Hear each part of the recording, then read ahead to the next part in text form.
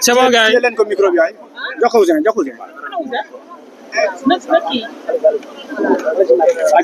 C'est bon pour tout le monde, hein? Ah, mais je ne réponds pas à une question qui ne m'est pas posée. D'accord. Voilà, maître, est-ce qu'on peut avoir un éclaircissement par rapport aux choses qui sont déroulées à l'intérieur du tribunal? Oui, le verdict d'abord, le tribunal a relaxé autant Badjahate que l'imam Cheikh Tidiane Ndao. Le tribunal les a relaxés du délit d'offense à une personne dépositaire des attributs du chef de l'État. Donc aujourd'hui, le tribunal, les juridictions sénégalaises ont réglé une question. C'est une question relative à une prétendue diarchie au sommet de l'État. Il n'y a pas de diarchie au sommet de l'État. On a un président de la République qui s'appelle Bassirou Diomaye Faye, et il y a un premier ministre qui s'appelle Ousmane Sonko. Et Ousmane Sonko n'est dépositaire d'aucun attribut du président de la République.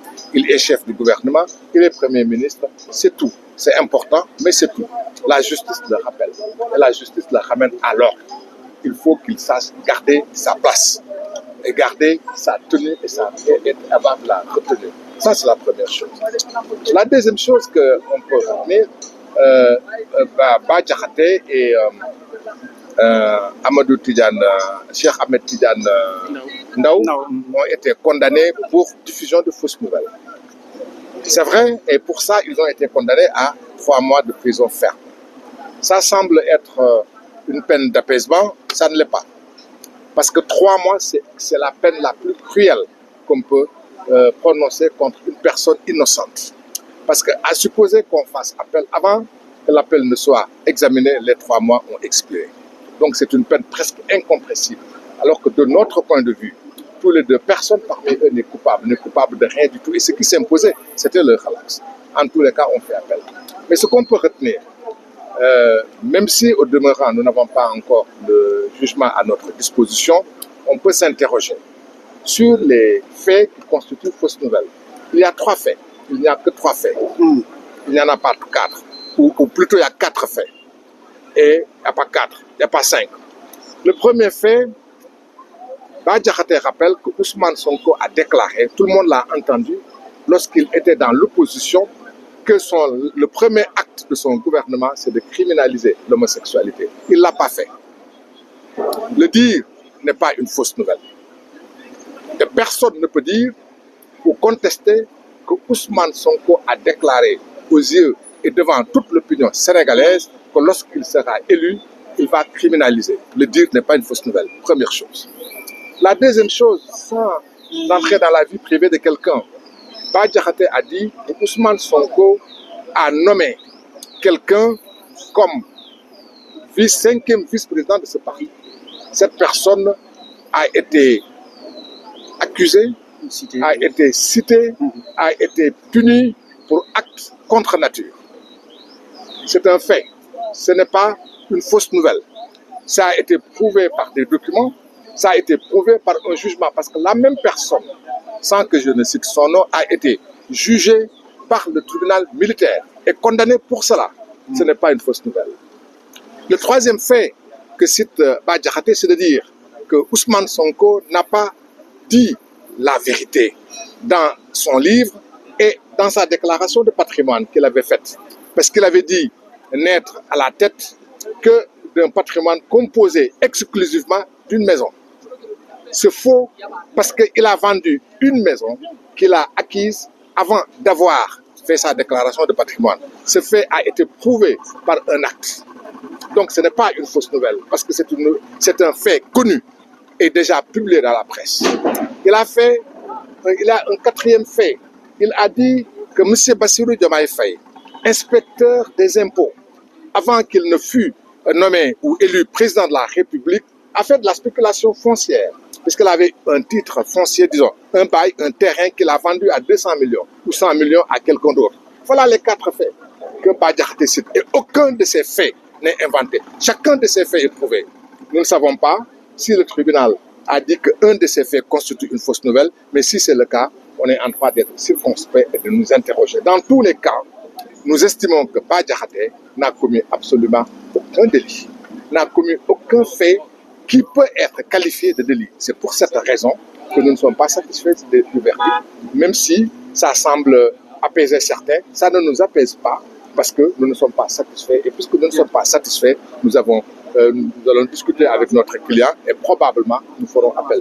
Même si, avant que l'appel ne soit examiné, Bah Diakhaté sera libre, il reste qu'en dernière analyse, il faut que la vérité soit dite et il faut que justice lui soit rendue. Nous estimons, pour ce qui nous concerne, ces avocats, que justice ne lui a pas été rendue.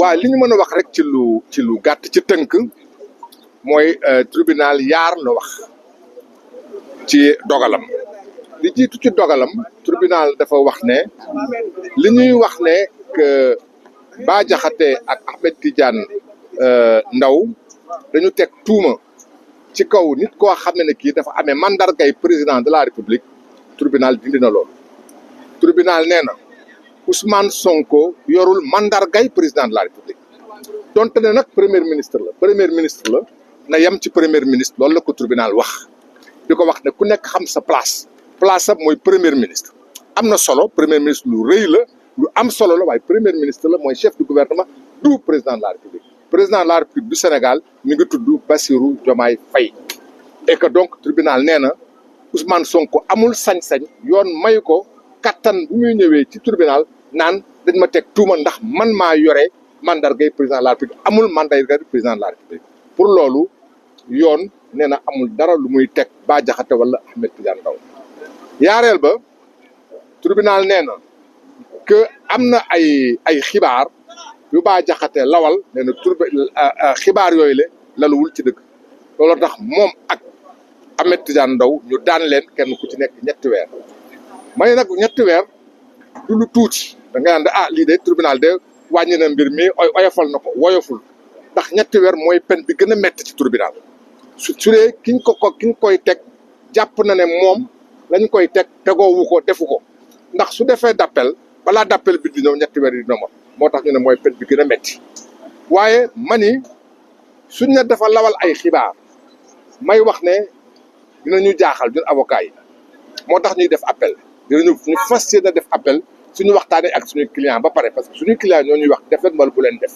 ñun yaakaar nañu war nañ ko def mais dañ ci waxtaan ba ñoom ñu dëggal ko may wax ne muy Bah Diakhaté ñeenti xibaar la tas xibaar bu jiitu Sénégal yëpp ñoo ko dégg Ousmane Sonko moo nekkoon ci opposition mu ne man Ousmane Sonko su ma ñëwee ñu falu li may jëkk def mooy mbirum ñaari tur yi dinaa ko gën a daan bi dinaa ko yokk Sénégal gépp ko dégg amul ku ko déggul Sénégal ba mu faloo deful loolu waxul loolu dafa ne mbirum ñaari tur yooyu le donte ne nanguwuñu ko waaye réew mi daal gëmm nañ ci suñuy bët man gëmmuñu ci suñuy bët ndax gis nañu que ku ko fi def li fu ñaari tur yooyu la yoon day dal sa kaw gis nañu nit kuñ doon jiiñ ne borom ñaari tur yi la ñu suul ko ba pare rob ko ca kaw la ñu dem sulli ko lakk ko kon mënuñu wax ne waa Sénégal dañ ciy gëmm seen bët kon su loolu du xibaar